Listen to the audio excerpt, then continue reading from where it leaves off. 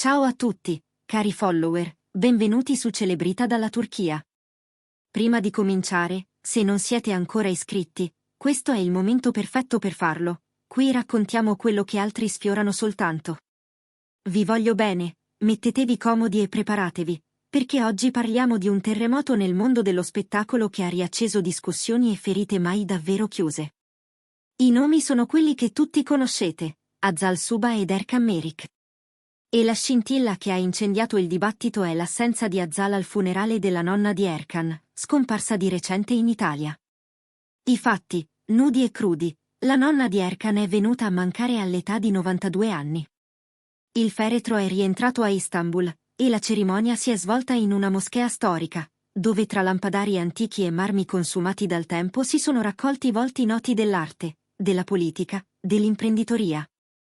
C'era tanta Istanbul in quella sala, e una famiglia piegata dal dolore. Erkan, visibilmente provato, non ha trattenuto le lacrime, i suoi genitori, sostenuti dai parenti, a malapena trovavano la forza di rimanere in piedi. Tutti hanno notato una sola assenza, che ha pesato come un sussurro insistente, quella di Hazal Suba. La domanda che ha iniziato a rimbalzare tra i social e i corridoi dei rotocalchi è stata una sola: perché Hazal non c'era? A cerimonia finita, lei ha pubblicato una storia sui social, sfondo nero, un emoji di garofano. Un gesto piccolo, silenzioso, che poteva essere una carezza rispettosa. Invece, quel simbolo ha fatto rumore, spaccando l'opinione pubblica. C'è chi ha parlato di mancanza di sensibilità, e chi ha difeso il diritto di Hazal a gestire la propria vita privata senza dover sottostare allo sguardo di tutti. Secondo voci insistenti nel giro dello showbiz, la decisione di non presentarsi sarebbe stata esclusivamente personale. Dopo una separazione complicata da metabolizzare, il passato tra Hazal ed Erkan non è mai stato davvero un capitolo chiuso, e a tendere ulteriormente i fili della memoria ci sarebbe stata, secondo alcuni, la crisi che anni fa coinvolse anche il nome di Sarah Bluma. Una sequenza interminabile di polemiche, interpretazioni, accuse velate e indiscrezioni avrebbe spinto Hazal ad evitare tutte le situazioni a rischio fraintendimento, soprattutto quelle legate alla famiglia di lui. Persone a lei vicine sostengono che, con voce lucida e ferma, avrebbe detto più o meno così: ho una grande considerazione per la famiglia di Erkan, ma non è più opportuno che io sia presente a momenti così intimi. Il mio rispetto non ha bisogno di rumore. Nel frattempo, c'è chi giura che Erkan abbia accusato profondamente quell'assenza. Dopo il funerale, tra un abbraccio e un fazzoletto stropicciato, avrebbe confessato ad alcuni amici fidati: in un giorno come questo, mi sarei aspettato almeno un gesto diretto, una parola, un segno personale. È una cosa umana. Così raccontano fonti vicine all'attore, che parlano di un dispiacere composto, quasi trattenuto, ma autentico. Nessuna dichiarazione ufficiale, però, soltanto quel silenzio che, nella nostra epoca, alimenta più di 1000 comunicati.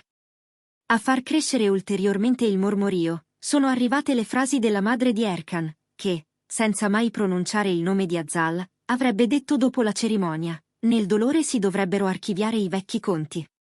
Ci aspettavamo almeno un gesto di riguardo. Non presentarsi lascia il segno, sono scelte che non si dimenticano. Parole che molti hanno letto come una freccia diretta, elegante ma affilata. Da lì in poi, è stata una valanga: commenti, rettifiche, controcommenti, letture tra le righe, analisi e persino tentativi di mediazione da parte di chi non sopporta di vedere due persone che un tempo si sono amate, oggi consumate da tensioni che non appartengono più a nessuno. I social sono esplosi. Da una parte, gli utenti che hanno difeso Hazal con fermezza: non deve nulla a nessuno. La loro storia è finita, la sua vita è altrove. Dall'altra, chi ha parlato di uno scivolone in termini di umanità: al di là di tutto, c'è un lutto. Bastava esserci, anche 5 minuti, senza clamore. In mezzo, un mare di sfumature, di frasi sospese, di spiegazioni possibili. E, inevitabilmente, di cattiverie mascherate da opinioni. La stampa italiana, toccata dal fatto che la nonna di Erkan fosse scomparsa proprio lì, ha dato alla notizia un rilievo particolare. Alcuni quotidiani hanno ricordato il legame che un tempo si diceva esistesse tra Azal e l'anziana signora, fatto di visite discrete e telefonate cordiali ai tempi in cui lei ed Erkan condividevano più di un set. In certe testate, i titoli non hanno avuto pietà, l'assenza di Azal dispiace alla famiglia italiana. Parole pesanti, amplificate da traduzioni e rilanci, fino a trasformarsi in un ulteriore strato di pressione, come se la storia dovesse necessariamente avere un colpevole. Eppure la cronaca non si ferma alle prime impressioni. Perché, con Azal lontana da quella mattina di preghiera e commiato, l'attenzione è scivolata, quasi inevitabile, su un altro nome, Sara Bluma. Nessuno si aspettava che si presentasse, e infatti non è comparsa. Ma a qualcuno è bastato per fare 2 più 2 e immaginare scenari futuri. C'è chi ha insinuato che l'assenza di Azal potrebbe, indirettamente, riaprire a Sara un varco verso la famiglia di Erkan, o quantomeno rendere meno tesa un'aria che da anni sembra carica di elettricità. Un sussurro, questo, che ha subito creato l'ennesima onda, alimentata da frasi come «Non presentandosi, Azal ha lasciato la porta socchiusa a Sara».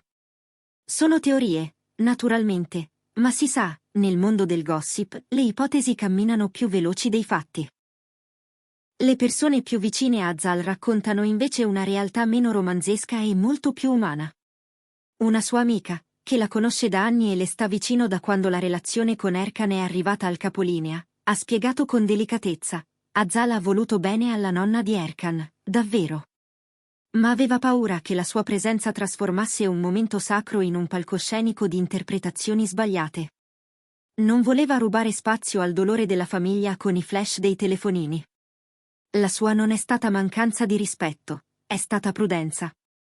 Parole che restituiscono un'immagine meno spigolosa e più attenta, come se la scelta di stare lontana fosse una forma di cura, non un gesto di sfida. Intanto, i programmi televisivi hanno afferrato la storia con entrambe le mani. Talk show, rubriche pomeridiane, rassegne mattutine, ovunque si discute se esistano limiti tra il privato e il pubblico quando si è una figura così esposta. I commentatori si dividono. C'è chi difende il diritto di Azal a dire basta alle scene forzate, a chiudere certe porte per proteggere il proprio equilibrio, e c'è chi, al contrario, sostiene che un funerale non sia il luogo delle guerre, che i rancori si debbano lasciare fuori, che di fronte all'addio a una vita lunga 92 anni non ci sia relazione finita che tenga. Le colonne dei quotidiani hanno preso posizione, alcune con toni severi, altre con comprensione, altre ancora con quell'ambiguità che acchiappa lettori lasciando ogni interpretazione aperta. Nel frattempo, Erkan resta chiuso nel suo dolore. Le immagini di lui, lo sguardo basso, il respiro spezzato, hanno colpito anche chi non lo segue di solito. In tanti hanno provato empatia, in tanti hanno taciuto per rispetto. Eppure, ogni volta che si prova a lasciare andare, le voci tornano a rincorrersi. C'è chi è sicuro che, passato questo momento, lui e Azal troveranno il modo di parlarsi, magari in privato, magari attraverso un messaggio breve, anche solo un «sentite condoglianze» distante dai riflettori. Altri invece non ci credono, convinti che ormai ognuno dei due abbia imparato a respirare senza chiedere ossigeno all'altro. Ci sono dettagli che restano lì, come sassolini dentro la scarpa. La moschea storica di Istanbul, stracolma di persone che hanno condiviso con Erkan film, set, cene di gala, l'eco delle preghiere avvolta in un silenzio rotto dal pianto. La nonna che compie la sua ultima traversata dall'Italia alla Turchia accompagnata dall'affetto di chi l'ha amata, e quel garofano su sfondo nero, piccolissimo ma inamovibile, che per alcuni è stato un saluto elegante e per altri una distanza insopportabile. Nel mezzo, una famiglia che avrebbe voluto un gesto in più e una donna che ha scelto la discrezione come unica forma possibile di rispetto. Come spesso accade, la verità non si lascia possedere da una sola frase. Forse non è una questione di torto o ragione, ma di tempi, quelli del lutto, che chiedono dolcezza, e quelli della memoria, che pretende calma. E quelli della fama, che invece corre, morde, punge, e a volte impedisce di fare le cose semplici nel modo giusto. Per adesso rimangono le parole sospese della madre di lui, l'interpretazione di chi le ascolta, il dolore di Erkan che non si mette in vetrina, e la scelta di Azal che divide, punge, ma contiene in sé una logica che chi vive sotto i riflettori impara presto. Non tutte le presenze fanno bene, non tutte le assenze fanno male. E poi c'è il capitolo Sarah Bluma, che molti vorrebbero aprire di nuovo come se il presente fosse un sequel obbligato del passato. In realtà, per ora ci sono soltanto supposizioni. Forse non accadrà nulla. Forse sì, ma non adesso. Le famiglie hanno i loro tempi, i personaggi pubblici hanno i loro equilibri, e le storie, quando finiscono, restano per un po' nell'aria come profumi che non si disperdono subito. Quello che resta agli spettatori è una domanda. Era davvero possibile per Azal esserci senza trasformare quel giorno in un caso? E, allo stesso tempo, era davvero impossibile inviare a Erkan un segno più personale, una telefonata, un fiore recapitato in silenzio? Chi guarda da fuori sceglie la propria risposta, spinto dalla simpatia per l'uno o per l'altra, dalla propria idea di dignità, dal proprio concetto di rispetto. Noi, qui su Celebrita dalla Turchia, possiamo soltanto raccogliere i pezzi e raccontarvi ciò che si vede, ciò che trapela, ciò che si sussurra.